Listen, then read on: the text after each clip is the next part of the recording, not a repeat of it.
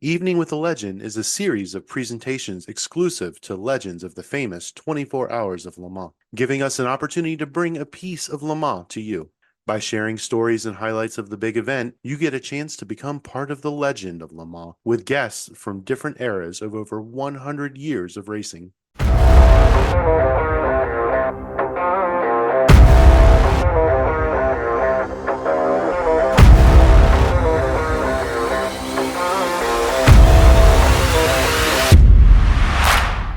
Tonight, we have an opportunity to bring a piece of Le Mans to you, sharing in the legend of Le Mans with guests from different eras of over 100 years of racing. And as your host, I'm delighted to introduce Tommy Kendall, one of America's most versatile and accomplished road racers, who first attempted to take on the 24 Hours of Le Mans in 2000 driving a Franz Konrad GT2 Porsche. Nearly a decade and a half later, Tommy made a celebrated return to Le Mans in 2013, driving the SRT Viper GTS-R with the factory-backed team in GTE Pro. Together, Tommy's two Le Mans appearances illustrate a remarkable full-circle journey defined by skill, resilience, and a genuine love for racing at the highest level. And with that, I'm your host, Crew Chief Eric from the Motoring Podcast Network, welcoming everyone to this Evening with the Legend. So, Tommy, welcome to the show. Wow, thank you. That was quite the intro. I appreciate that. And then actually, I got to show you my t-shirt, which is, I won't butcher it in French, but it basically says open 24 hours. Clever t-shirt. This was the next t-shirt on my stack in the closet today. So it was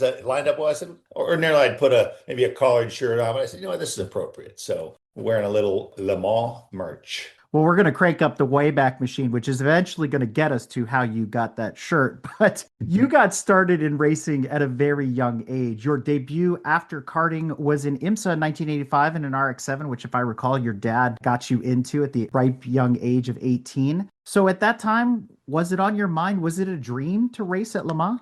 Well, actually, it goes even before that. I found a loophole. Back then, you couldn't get an SCCA or an IMSA license until you're 18, but I found out that the Jim Russell School Series would let you in if you were 16, as long as you'd been through their school. So I ran the Jim Russell School Series the year before when I was 17. But on some level, I had these grandiose dreams that included everything, Formula One, etc. My connection to everything back then was basically Auto Week and On Track magazine. It's hard for people, even people that lived through it, to really remember what it was like then. There was no cable TV, there was no internet. And so the coverage was so much different. You had 3 channels, network channels, that had maybe 2 races a year on, Daytona and Indy, tape delayed. And the magazines came out with a huge lag from what was live, or, so they weren't even really news related. They'd have a little blurb on Le Mans 3 months later. On Track and Auto Week were my connection. Once my dad started doing some IMSA racing, I was 13, 14 years old,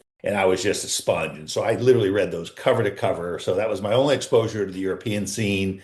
But I remember, when Mario went with Harley Cluxton and that Courage or Mirage, and they got sent away at the last second. And so all the drama. So it was on my radar as one of the greater races, but it was, pardon the pun, it was so foreign. I mean, I couldn't really even imagine or grasp what it was like. So what's fun about your story is started in 85 and we have 15 years until your first attempt at Le Mans. And then we got almost 15 years, your second attempt at Le Mans. So in that gap in the first 15 years, a lot of folks know Tommy Kendall. It's a name that is synonymous with TransAm racing in the United States. And then, unfortunately, there was the crash at the Glen in 91. We don't have to go there if you don't want to. But let's talk about your road to Le Mans from 85 to 2000. How did you put the deal together? Why did it take so long to get there as such a superstar in American racing? Now things are so good in terms of the U.S. and Europe and Le Mans all being well integrated and commonality of platforms and all that. It was exactly the opposite for basically my whole career. And so 2000 is really after my career. My career was 86 to 97, the serious part of my career where I was a factory guy and just doing all kinds of stuff. That whole era, there was very little American participation or involvement, either as a team or a driver, because they didn't intersect from a tech platform standpoint, any of that stuff. They diverged virtually completely. It's sort of, I don't know if it regrets. I guess it is a regret. I don't like to have regrets. So I think things work out for a reason. But, if things were different, I was one of the main factory guys here. So if there was any factory programs, I'd have been over there. And so, when I was with Chevrolet, that was always on Herb Fishel's radar. He was trying to figure out how to get to Le Mans because he held it in the highest regard, right there up with all the big races of the world. And so he was trying to figure it out when I was there, and it eventually turned into the Cadillac program with Riley did, and then the Corvette program also Herb's doing. So for me, it literally just wasn't really an option. You could always say it's on my list and I'm going to go outside of my sphere of influence and try to make something happen over there. You had guys racing at Nürburgring when it wasn't on anyone's radar. So you can do whatever you want, but my focus was here. All my opportunities were here. So, and that's kind of how it was. So kind of a bummer in that regard. It underscores how good things are right now. And I know it took a long time to get there, but I remember, ironically, I was at Baltimore racing the Viper in 2012 when they first announced that top class at IMSA and Le Mans Europe were going to converge. And Robin Miller came up to me and said, "What do you think?" I said, "This is so great because it's like we race in parallel and everyone wants to see everybody, the best, go at it in full representation." And so what's happened since then has been really awesome to watch. So my career basically ended in 97. I won my fourth, I guess, TransAm championship. That was the year we won 11 races in a row, almost swept the table.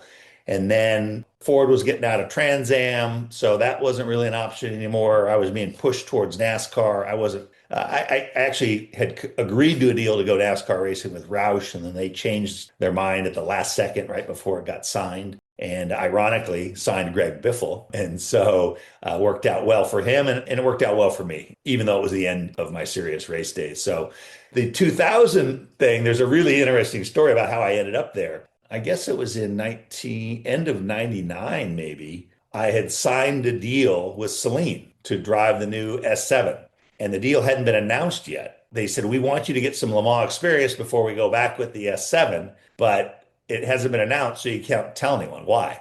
So they actually arranged the ride in the Konrad Porsche. So I showed up there 4 years after retiring, just in a plain white suit. I couldn't tell anyone why I was there. So it was like, well, I just thought I'd come rent a ride at Le Mans.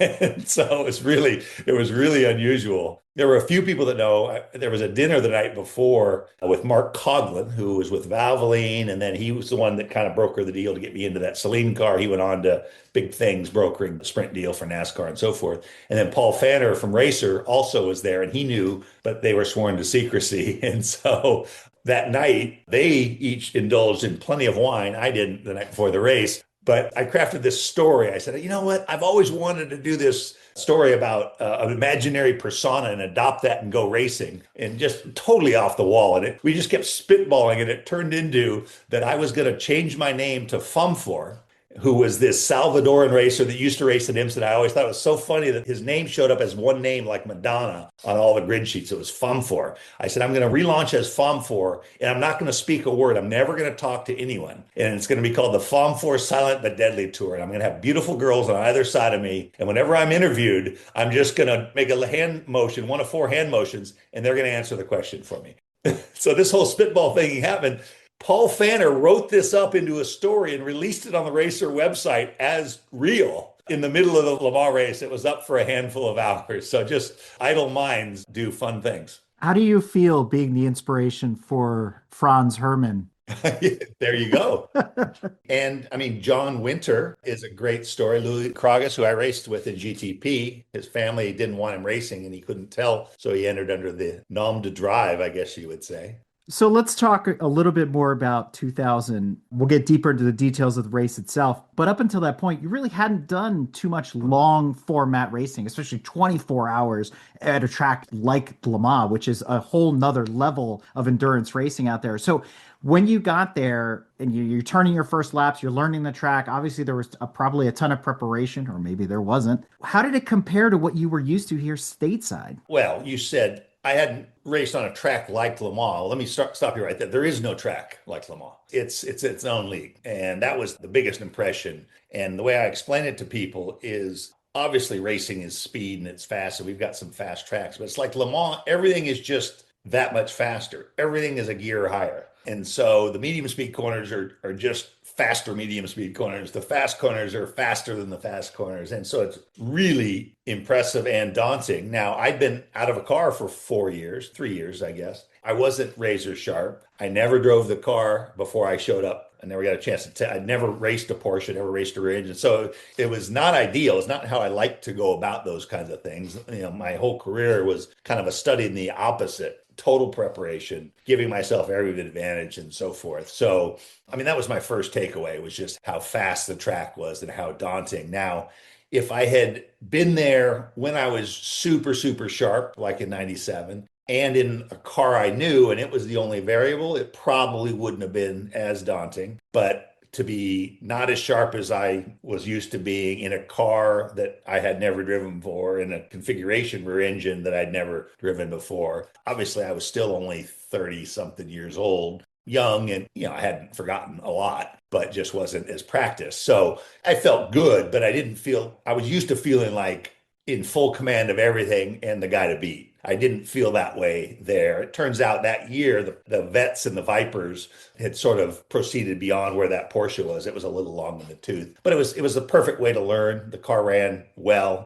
We had a little bit of an overheating problem and had to back the revs down at one point, but we really had pretty much a trouble-free run. And I think we finished either seventh or eighth in class. And so that was a shock too, because the last time I had run at Daytona in the big V8 cars, I mean, a decade, not quite even a decade, but there was still very much an element of pacing and saving the equipment somewhat. And so that was the transition into the era where the cars were really getting bulletproof and you could really drive them hard the whole time. To have a trouble-free run and not be on the podium, I thought, that was an eye opener to me, and we were seventh or eighth. Those were the main takeaways that year. Coming from TransAm, which is considered sprint racing, even though it's probably maybe the longest sprint race format that there is, almost, nowadays it's almost a 2-hour race. What was the physical demands like coming from that type of format, or even from NASCAR into Le Mans, where you're doing 2-3 hour stints, but it drags on for the whole day, and you got to be up and be in the team and get the notes and be in sync with the other drivers. What was that like? I mean, fortunately, that aspect wasn't that foreign to me, because 85, I did several showroom stock 24-hour races, and I did Daytona, the Rolex. I did that, I guess, 5 times. And so that element wasn't that foreign.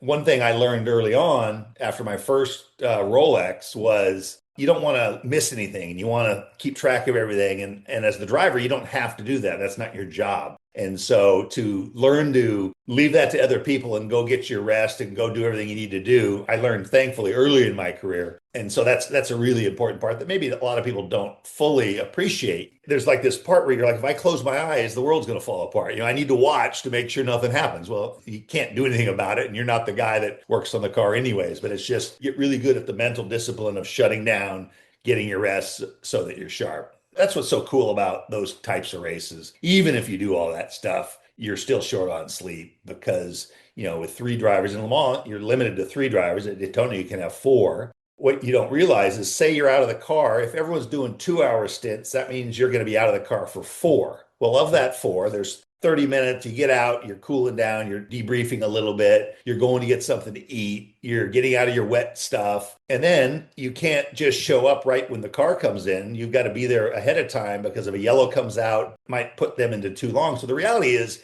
even if you do it perfectly in that situation, you might be getting an hour and a half of sleep. Sometimes I had some teammates before at IMSA, like Mark Martin was my favorite teammate. People say, well, he's a NASCAR guy. I said, yeah, but that guy has no problem driving 3.5 hours. I would drive 3.5 hours. The limit was 4. If you could get one more guy like that, now you're talking 7 hours out of the car. So you clip an hour or 2 on either end, you get some real sleep. That's an element that I don't think people fully appreciate, how hard that is and why you're so drained. And then Le Mans also, one thing, because it started later in the day, you kind of have almost a full day before the race starts, when it had a 3 p.m. start. And so you're tired and so forth. So it really is like a day and a half deal, which just exacerbates it. It really is an amazing challenge. And that's why even finishing there, ordinarily it's all about winning. Even finishing there really, really does have a sense of accomplishment. You really feel like you've been through the wars and you've done something special. And there's a sense of bonding whenever you go through something really, really hard with a group of people.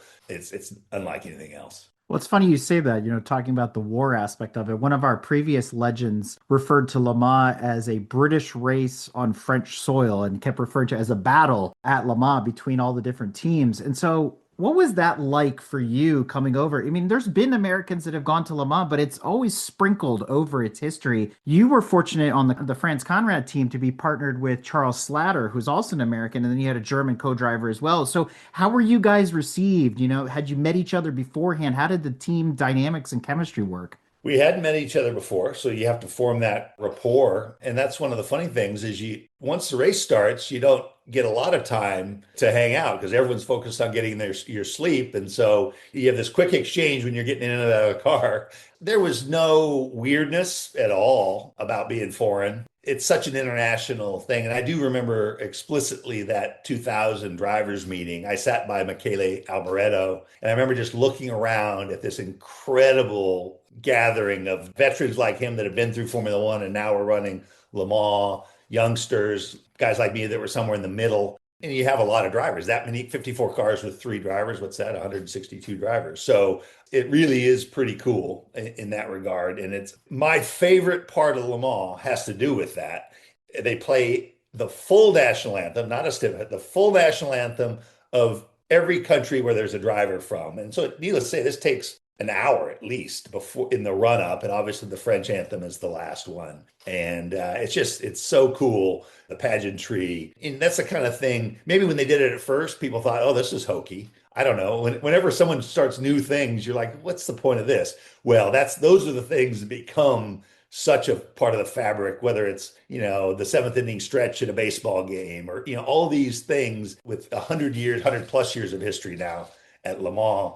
All those things are just really cherished rituals. And so the parade is unlike anything else. And you can explain it to people, but they can't understand what it's like, the parade through the town of Le Mans. Well, I'm glad you bring up the patriotism part of this. And I keep going back to the year 2000 because it's important. A lot of things happened that year. Those are the years of the big rains. You had Audi coming on the scene and kind of dominating and taking over. But at the same time, we had a previous legend on here, a name that is familiar to a lot of people running for Team Corvette. We had Andy Pilgrim up on the podium representing the United States, representing GM. How did that make you feel to see that? You're out there in the 911 watching Andy, in the Corvette. And that team was also comprised, the guys, when I retired and left Roush, the bulk of those guys, they did Craftsman truck for a little while, but by 2000, they were over running the Corvette team from Doug Feehan, Dan Binks, Brian Hoy, Jim Durbin, Ross Jeffries, on and on and on, all those guys. And I've always been really patriotic. My dad was that way and passed it along to me. And so that aspect of it,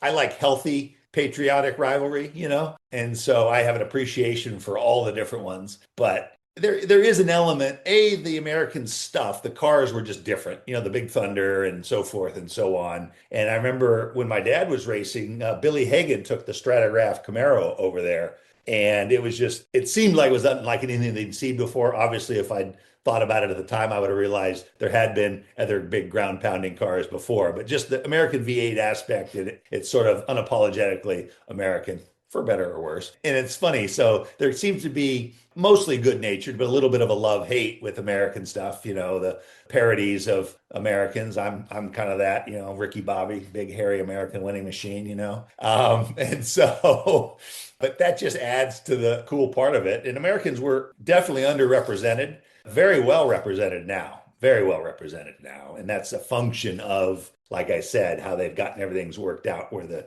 technical specs are well aligned, the classes, and it just really supercharges the involvement for everyone. It just makes it a lot easier to be involved. Well, you said Camaro, which opens the door for a 1 word or maybe 2 word question. Garage 56. Oh, yeah. You know what? I have to say, I was very pleasantly surprised. I know a lot of the Hendrick guys, especially the special project guys that fell under. Jimmy Johnson's a very old, good friend of mine as well. So I have to admit, when they first started down that road, and I said, they're going to use a cup chassis, and weight is the enemy. In cup racing, everyone weighs the same, so no one notices. And it's kind of an element of why the racing, I think, is as different as it is that weight. But I said, if they go over there and they don't really do some work to get a big chunk of that weight out, everything else can be the same. I said, it could turn out really not like they think it will. You can always pour power to it and get lap time. But if all the time was coming on the straightaway and you're just like a jam car in the corners, I said, you're not going to make any friends and you're not going to also have the effect from, but they nailed it because, I mean, has there ever been a more popular program? I mean, the reaction to that, and they did a great job in terms of how the guys that drove it was a big piece of it. So it really was a flawlessly executed from a marketing standpoint and from a product and technical standpoint. It was pretty damn cool. So you mentioned before the 911 was uncharted territory. You were basically building the airplane while you were in flight when it comes to experience with that car. And you had mentioned, would have been more comfortable if it was something that you knew. So if you could have taken any one of your Trans Am cars, the Beretta, the Ford, whatever it is, and gone to Le Mans, if they could have made the full 24 hours, which one would you have chosen? I mean, the all sport Trans Am car, that was the longest I was in one place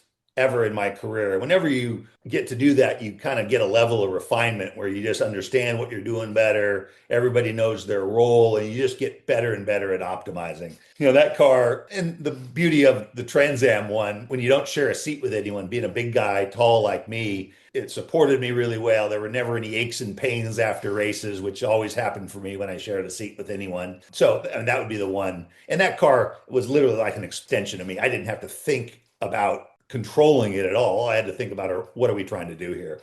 What technique and what's going to try to optimize and what can you do to adjust the car to the track. So that'd be the one without a doubt. So sticking with 2000 before we move on, what was the big maybe oops moment or eye-opening experience or something that happened that left a lasting impression on you after you came away from Le Mans? Well, there wasn't anything huge in that one. Ask me that same question after the 2013 race, because there was, I'll tease it a little bit, the worst stint of my life.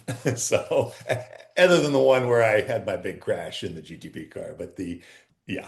Well, let's sort of fast forward our audience there. So you were retired in 97. You come back and make this all-star cameo appearance at Le Mans in the Konrad Porsche. And then the year 2001 happens, and 2002 and 2003. So what happened between 2000 and your next return to Le Mans, 2013? Did you go back into retirement? Did you do some more racing? How did you get the itch? How did you get the call? Interesting thing. Well, let's talk about 2001 because that's sort of I buried the lead there. I was supposed to drive the factory Saleen S7 and I didn't. I drove it in its debut race at Laguna Seca at the end of 2000 after it had been announced and so forth. But then the deal fell apart before Sebring. I won't get into all the details on that, but basically there ended up not being a full factory car. It ended up being a privateer, factory assisted privateer car with Franz. Would have been fun in certain ways, but it was not what was sold to me on the front end. And so I did that to prepare for 2001, and then 2001 never happened. Back into retirement. I got coached to drive. I drove the Jag in TransAm in '04, so a full season. But all my racing post 97 kind of fell in my lap. I didn't pursue anything. The Saleen program did, and that was supposed to be a proper double throwdown, go for it program. The TransAm one, there was not a lot of factory support by 2004, but I enjoyed it a lot. It was fun in my natural habitat, if you will, that I knew so well. But so I was basically retired. And then the way the Viper deal came about is Brian Vickers, who's a good friend of mine, was racing in NASCAR, and he'd had a series of issues. First, it was a health scare where he had blood clots and then open heart surgery as a result of that. Then he came back, and then he was driving for the Red Bull team, and Red Bull shut their operation down last minute, and all the seats were taken. Everyone was pushing him to get into not a great car in NASCAR because that's all that was available. And he asked me what I thought. I said, I wouldn't do it. He said, well, you're the only person telling me that. I said, well, you've won in both cars you've raced. I said, it's not like you're trying to prove you can do it. I said, if you were still trying to prove that, knock yourself out. But I said, chances are you'll only look worse. And if you're committed to this, when the good cars come available, you'll be committed to the bad one. And so he's like, oh, well, that makes a lot. He said, well, what do I do? I said, you should do what every NASCAR friend of mine always says they wish they could do, which is race all the other stuff that they never have time to race. I said, you could do a cool program. I'm going to try to run Indy. I'm going to try to run Baja. I'm going to do road racing. I'm going to run Daytona. I'm going to run Le Mans. He said, oh my God, that sounds awesome. He started working on all this stuff. And so I had heard that the Viper program was coming. I was in New York with him. I said, let's go to the New York Auto Show. I'll introduce you to all the executives. And so I took him there, introduced him around to all the Dodge executives, to Bill Riley and so forth. And he ended up doing a deal with Rob Kaufman to race in a Ferrari. And then 3, 4 weeks later, Bill Riley called me and says, "What about you?" I said, "What do you mean?" He said, "You." I said, "What do you mean me?" He said, "Do you want to drive?" I said, "Me?" I said, "I'm 46 years old. I'm out of shape. I haven't driven in, what I guess that was 8 years since TransAm." He says, "Yeah." I said, "Well, it's funny you say that because I never said I would never do it again, but my conditions for doing it were always such that it was not likely to happen. Proper team, proper funding, all this stuff." And that was all that. I said, "Well, I'd give it a shot." And so he says, "Well, everyone has to test for this program." That was kind of an interesting deal that they did at SRT. I won't say the name. There was a Formula One world champion that called, his agent called and said, "Hey, so and so would like to do this." And they said, "Great, have him come test." And they said, "Well, what do you mean test? He won't test." They said, "Well, everyone's testing." And he says, "He won't test." They said, "Well, then he's not driving."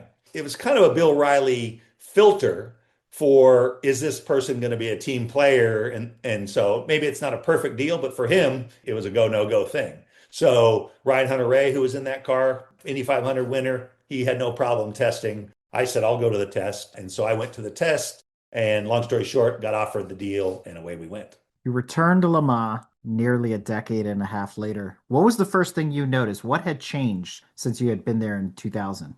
Everything was getting bigger. I mean, this was an era of, it'd been around for a long time, but I mean, it was now that you were getting American participation, it was much bigger in America. You had good TV coverage in America, and it was just as big everywhere else and bigger, because you had the guys, the Audi run was going on, which was getting so much attention. And there was a lot of focus. So it's just how much bigger everything was, all the efforts, to go behind the garage area and see the setups, that primarily Audi at the time, the number of people, all the spares, the semis, the sleeping pods, the hospitality, the chefs, it become not just big racing events, as big a sporting event as you could have.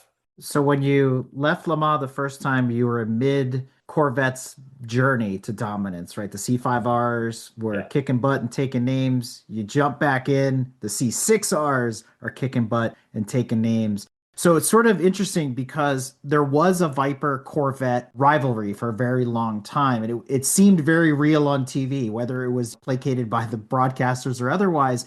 You were there battling with them. Was the Corvette Viper rivalry still a thing at that time, or were they just running away with it? We weren't really on their level yet. So, I mean, there was a lot of talk about it, just because it's a natural rivalry, crosstown stuff. My experience, Detroit is a small town and they're all there. So when I was with Chevy racing Ford, that was the most important thing, was beating the Fords. And when I was with Ford racing Chevy, same thing, Viper, Corvette. So it's just sort of the crosstown rivalry, the bragging rights. Literally, I think executives that would run into each other around town. It was as simple as that. They're human and they wanted to be able to brag. But Corvette was kind of like we were in TransAm. They were a finely oiled machine. Even the best, you don't win all the time, but you're always in the hunt. And again, my crew chief, Danny, was now firmly ensconced. At that point, I don't know how many wins they'd had, but they'd had a bunch of wins in all the big races. And so they were really the benchmark.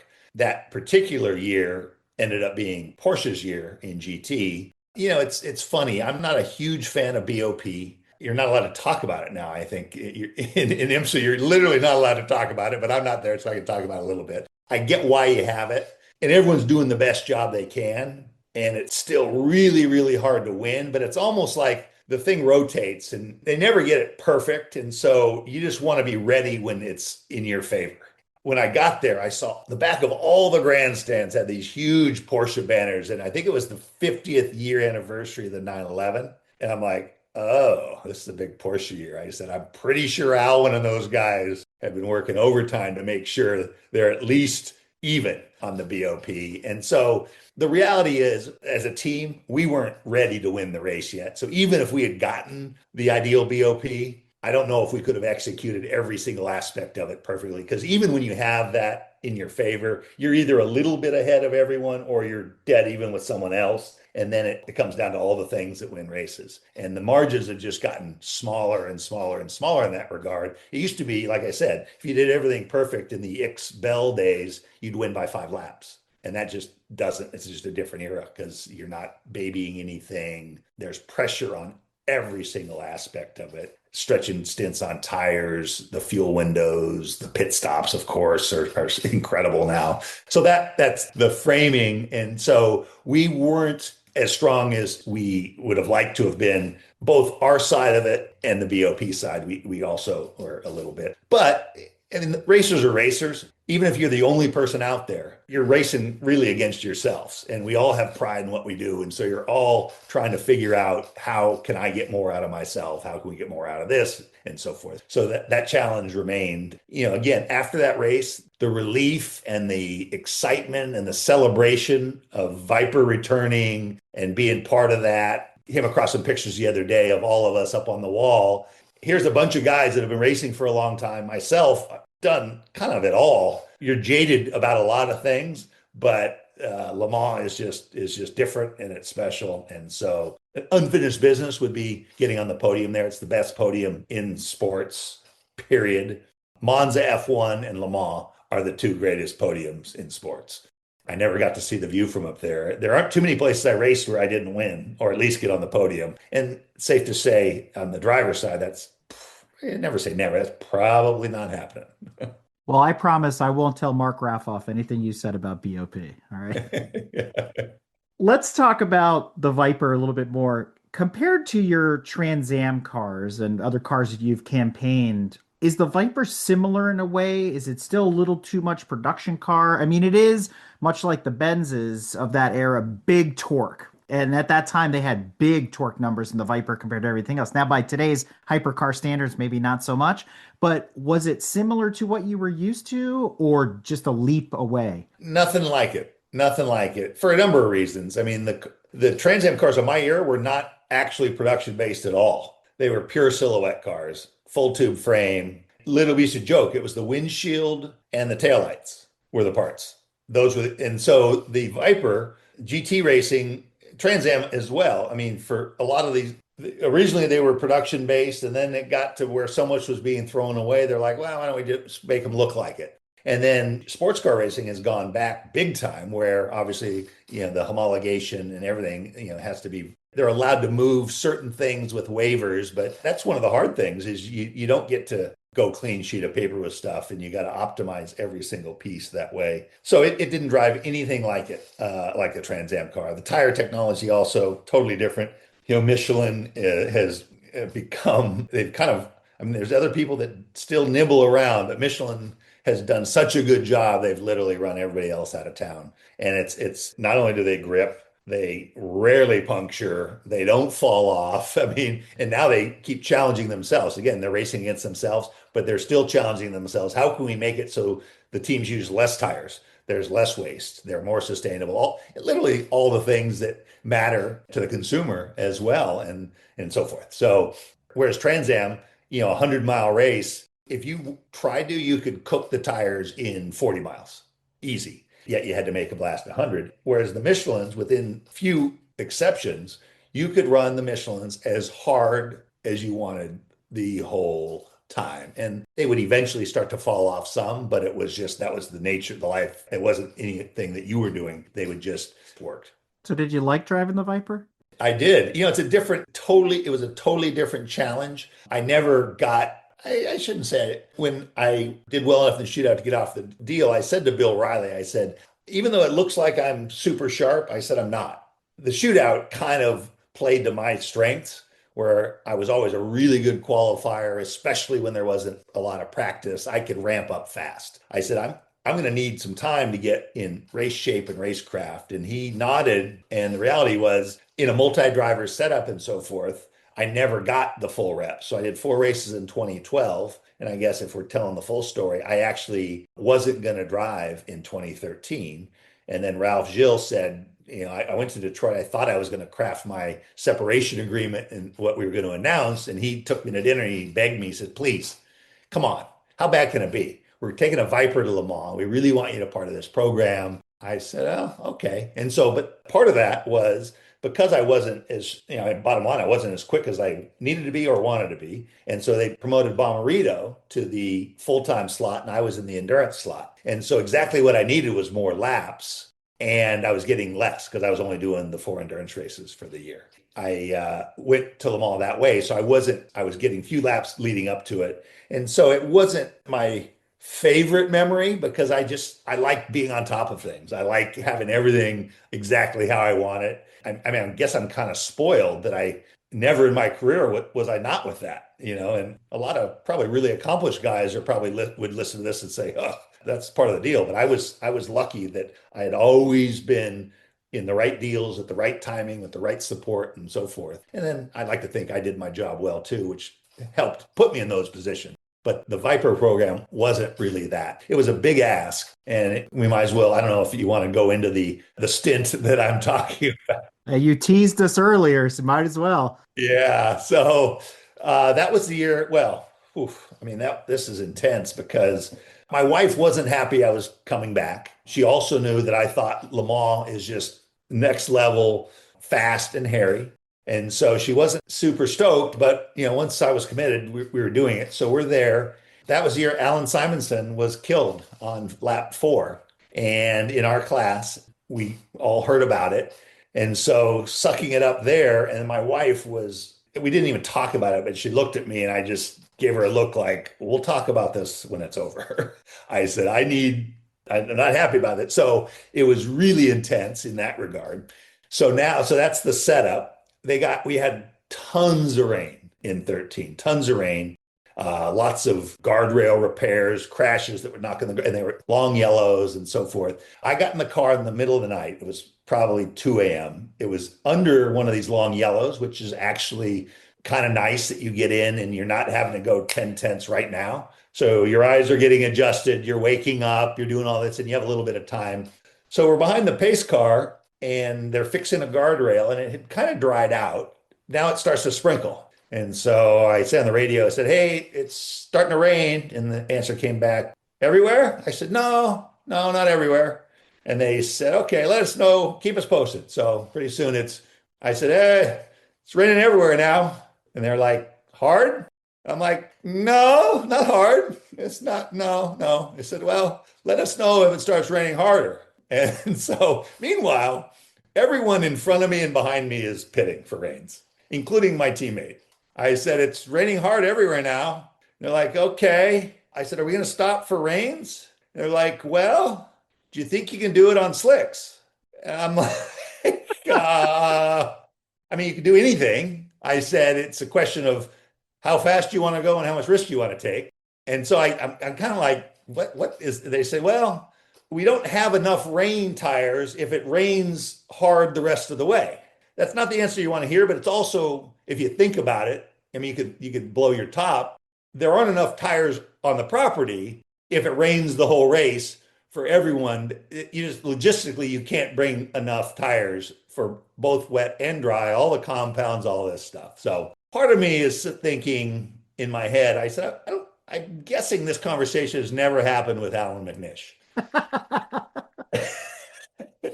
But now's not the time to litigate that. So anyways, I said, yeah. And so basically they said, well, if you can, and then it kind of petered off a little bit. And it was wet.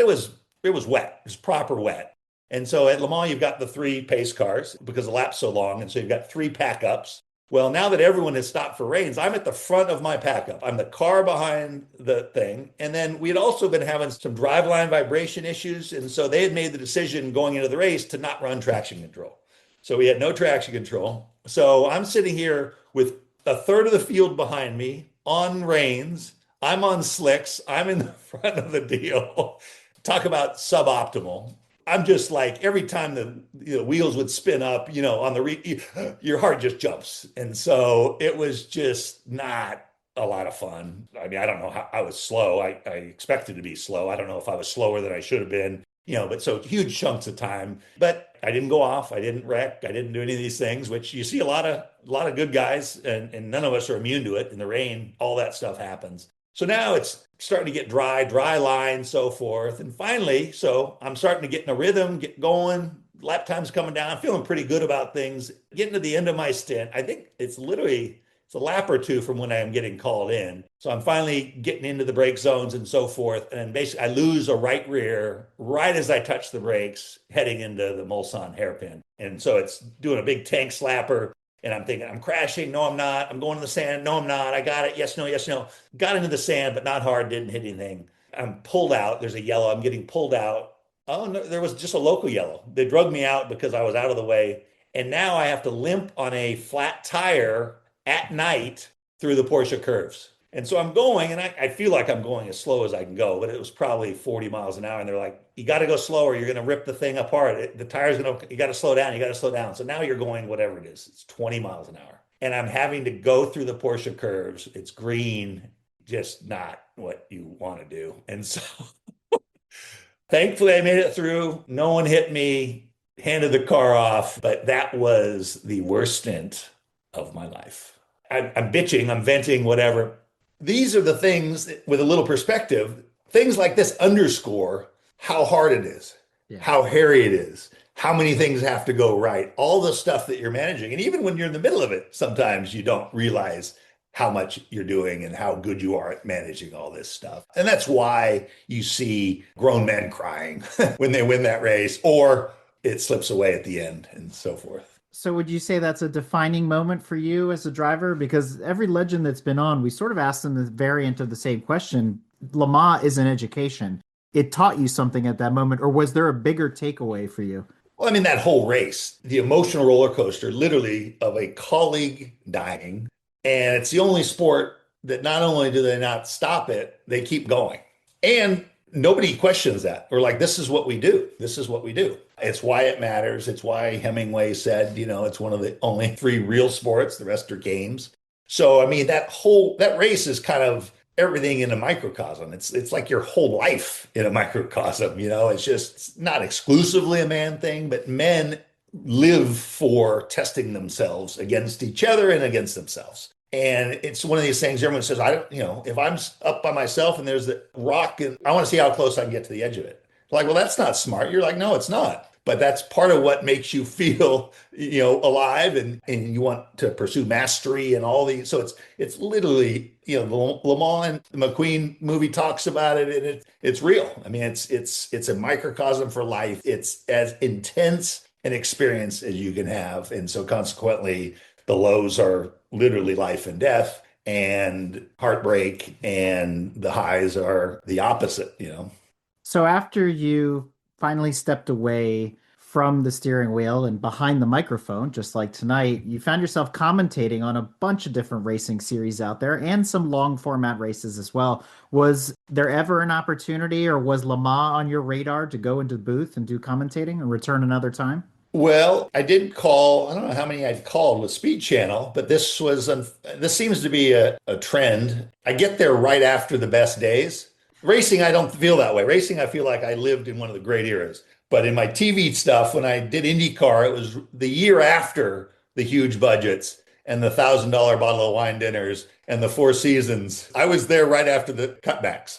And so Le Mans was a little bit like that with Speed Channel, where I think the year I did it was the first year they didn't send announcers to Le Mans. So the only people on site were the pit reporters, which is why Justin, who everyone would rather work the booth, it's usually a better gig, but Justin says, the booth's going to be in Charlotte.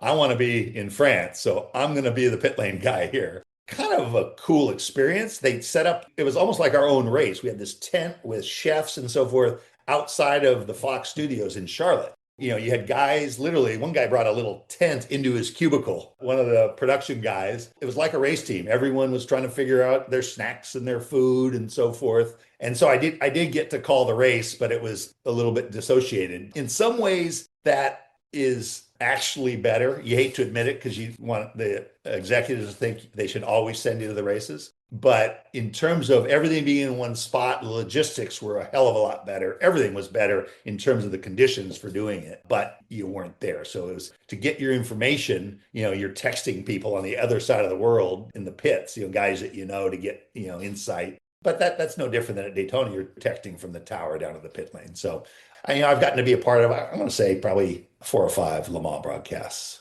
Kind of back to front, Tommy, when you've been following Le Mans since you were a kid, like you said at the top of the conversation, and you've seen it evolve just like I have, watching the movies and looking back even further than our time. What does that say about the popularity of endurance racing with Le Mans still going on after 100 plus years, with the 24 hours of Rolex going, 24 hours of Spa, all these big race endurance races around the world. What does that say? It says it matters. It says it has meaning, basically, because if this world's tough and if things are become sort of redundant or not special, they don't last. And there's a commonality with the ones you mentioned, Spa, Indy, Pikes Peak, Le Mans, Isle of Man. They're all hairy. And one of my sort of filters is when everybody in the stands says, I could do that, you've lost some of the specialness. Now, there's always people in every stance that say I could do that. But when a bunch of people, then the allure and the mystique and the aspiration of, man, those people are doing something I wouldn't do. I think that's a key part of it in racing. That explains the appeal of UFC fights. I mean, I watch those fights and I'm like, I mean, I've been hit in the face a couple times in my life. And so, they might think I'm crazy for doing what I do. I think they're crazy. So the fact that it's been around for so long means that it has meaning and it matters for all the reasons I talked about before. Then also when it's existed for a long time, the layers of meaning get stacked on top of each other. There's the tradition, which adds to it, all these generational things with fathers and sons and then grandfathers and so forth that it gets passed down, like you have with Derek Bell and Justin, all the rituals and so forth. So I think it just means there's a lot of meaning, and the longer it goes, the more layers of meaning there are. You got to be careful because, marketing people get involved and marketing is important, but if they start tweaking with the formula too much or they cut out the reason for it, then it can disappear in a heartbeat. So I feel glad that things seem to be in a really good spot in that regard. They can always be better. And like racing, you're always tweaking the setup to try to make it better. And some work and some don't. But generally speaking, you zigzag your way forward. Well, Tommy, it looks like we do have a crowd question here. Neil Smith writes, Daytona is coming up, and drivers who have done both Le Mans and Daytona have often said Daytona is harder. What's your opinion about that? And let's throw Sebring into the mix. Is that harder than both of them? They're different. They're harder. I would say they're harder physically. Both of them. Well, Sebring is comparable, but the sleep deprivation adds an element at Daytona and Le Mans that Sebring doesn't have. That is the one thing about Le Mans, because of the length of straightaway, there's more rest, less time under load. You hear in workout, time under load or strain is, and so that's kind of the thing you deal with at Daytona. Your body's just under strain for longer. So even the banking, because of the G load diagonally, it's part vertical and part horizontal. It comes in lower back, hips, all that kind of stuff, work on you more. So physically, Daytona is harder, I think. But the other side of that, mentally, because of the speed and because you're threading the needle that much more in the really high risk spots, I would say the mental load at Le Mans is higher than any of them. And it's high everywhere, but I would say a little bit higher at Le Mans. Looking to the future, you said there will always be unfinished business for you at Le Mans. So if you could go back today behind the wheel of any of the cars of the last couple of years, what would you pick to drive? Oh boy, I would say dream scenario, the Audi 919 era is the pinnacle for me. The 962, 956 is, but knowing what I know now, I wouldn't get in one of those just from a safety standpoint. We have it better safety wise now for sure. Still risk, but we have it better. So I would say that would be an incredible challenge. You ride on board. And I remember the year, I think the first year of the 919 or the first year they won, one of those stints with Nick Tandy, riding on board with him and just the commitment and this closing speed and all that stuff. Challenging as it gets. And so that's probably why it has the most appeal to me. Would you consider a Le Mans Classic drive? Would you go back and do a vintage version of Le Mans? I would, yes. And there's certain cars. I think one of my GTP cars was eligible, even though it never raced there. It was the Spice, but it was of that era. Yeah, I would.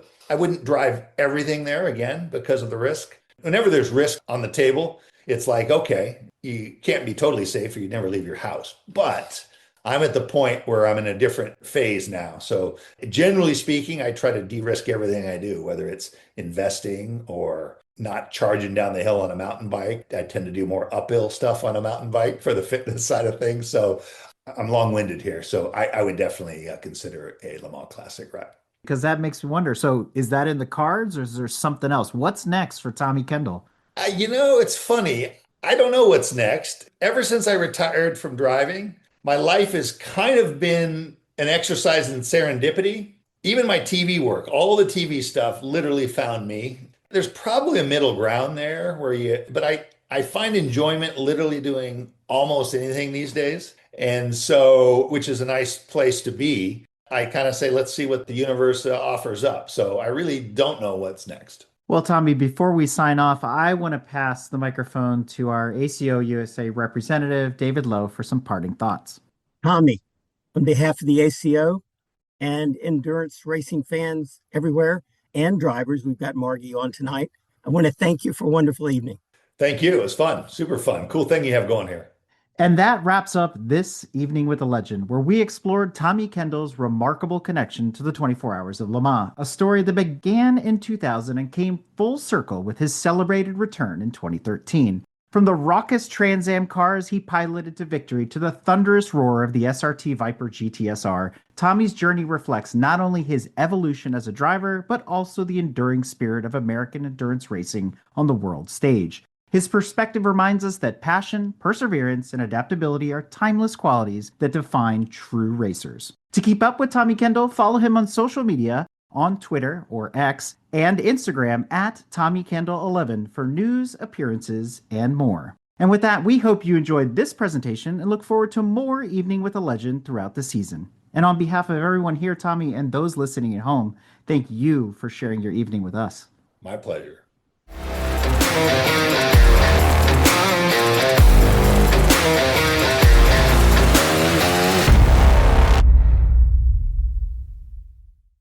This episode has been brought to you by the Automobile Club of the West and the ACO USA.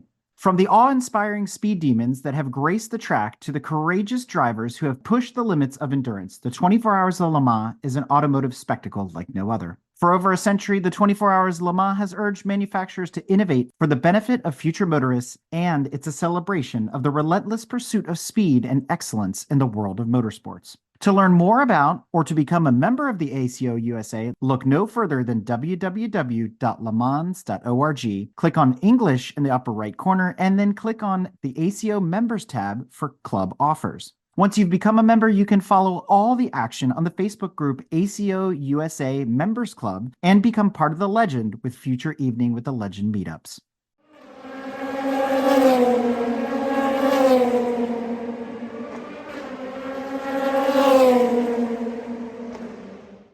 This episode has been brought to you by Grand Touring Motorsports as part of our Motoring Podcast Network. For more episodes like this, tune in each week for more exciting and educational content from organizations like the Exotic Car Marketplace, the Motoring Historian, Break Fix, and many others. If you'd like to support Grand Touring Motorsports and the Motoring Podcast Network, sign up for one of our many sponsorship tiers at www.patreon.com/GT Motorsports.